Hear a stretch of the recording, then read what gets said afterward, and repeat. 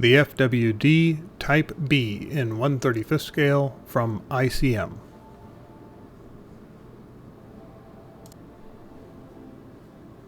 The plastic of my kit was a bit on the soft side. Your mileage may vary. But it was still beautifully molded with tons of raised and recessed details throughout. Unfortunately, all of these beautifully molded sprues are packed together inside one plastic bag inside the box. This leaves it very prone to breakage. Some of those very fine, very small parts are very likely to get damaged during transport.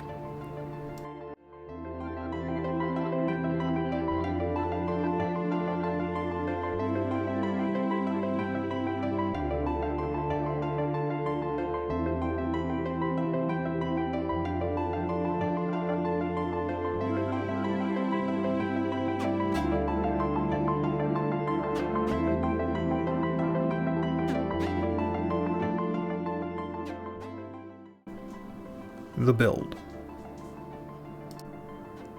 The chassis.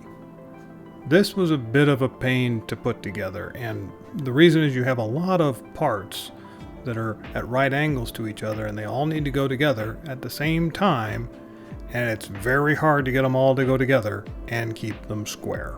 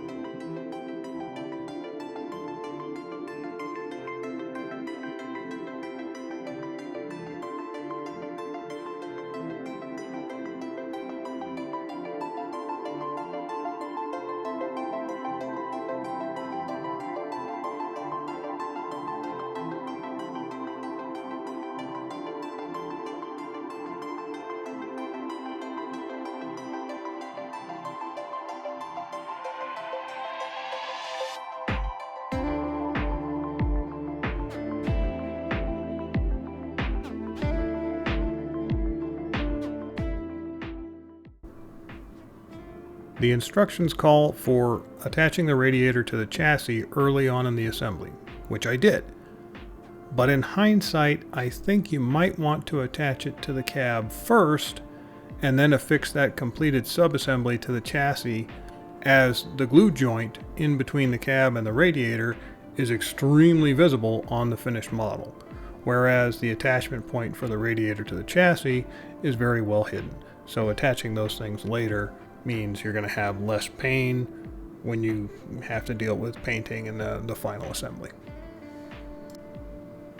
Regardless of what you decide to do with the radiator, when you go to mount the cab, it is a tight fit. The reference points are tabs on top of the chassis, and those have to fit inside the cab walls. That means that you have to have everything square, and you have to have the spacing correct to fit it on there without an overhang or without getting stuck on those tabs. So be prepared for a little bit of a tight fit there. On the subject of the cab, the side steps. Those were a pain point for me. There is only a single reference point near the front of the chassis where the step support connects to the chassis, and that's it. Everything else is just guesswork. There is a little tab that's sticking out near the rear that gives you the impression that it should have something to rest against on the back of the cab. That's not the case. There's nothing there. So I feel like that was kind of a failure of engineering there. There should have been a little bit more reference to make that fit go on nice and straight and square. Another place where you are likely to have issues is the axles. Now first, when you build these subassemblies, the little anti-sway bars or rods or whatever they're called, those things are going to break. Now, if they break at the attachment points, you're going to be fine. If they break in the middle, good luck. Now, on the topic of the sub-assemblies for these axles, when you go to attach them, because of all the little fiddly bits that go into the assembly, it's very easy for things to end up just a little bit out of whack and not being straight and square. So when you go to attach that, it's going to be a lot of dry fit, test, adjust, dry fit, test again. And it's very dangerous because there's a lot of little flimsy bits that are just waiting to break off in your hand while you're trying to do these adjustments. So go steady and slow on that one.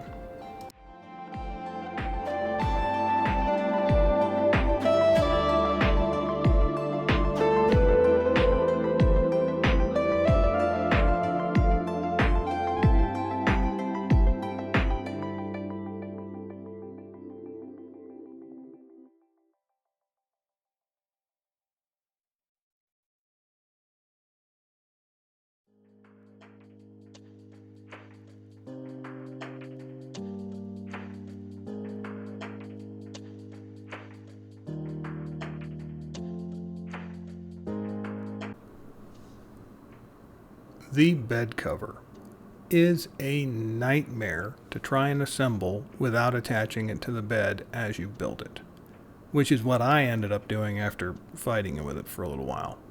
Now, having said that, if you're going to take that route, make sure you paint the interior of the bed and the bed cover before you start attaching parts. I got so focused on trying to get the darn thing to fit together that I actually forgot to do that step. So that didn't turn out great.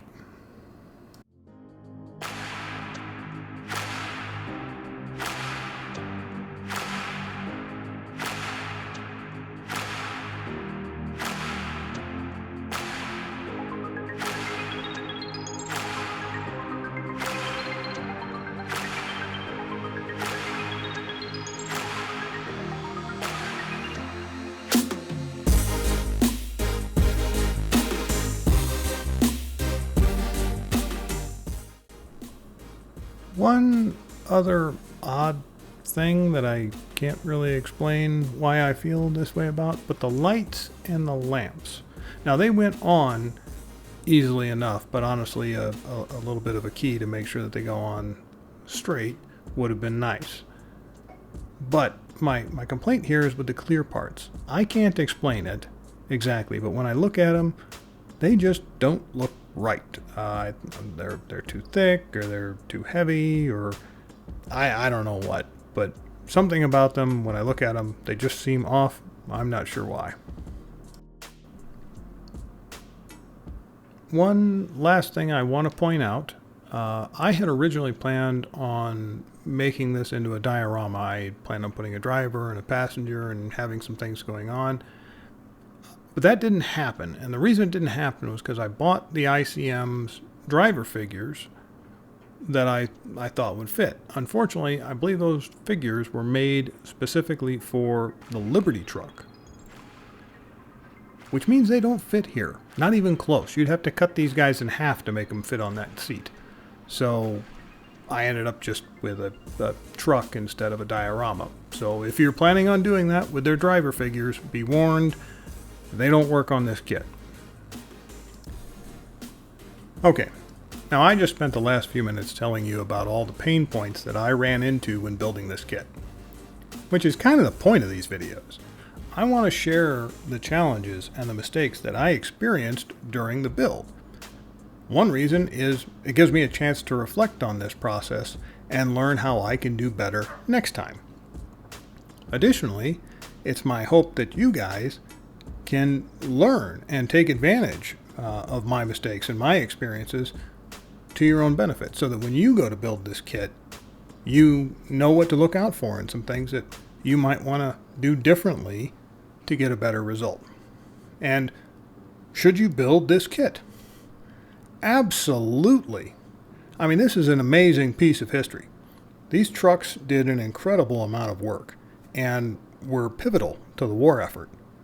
Now, the kit itself is not for beginners, but an intermediate level modeler and above should be able to get a great result.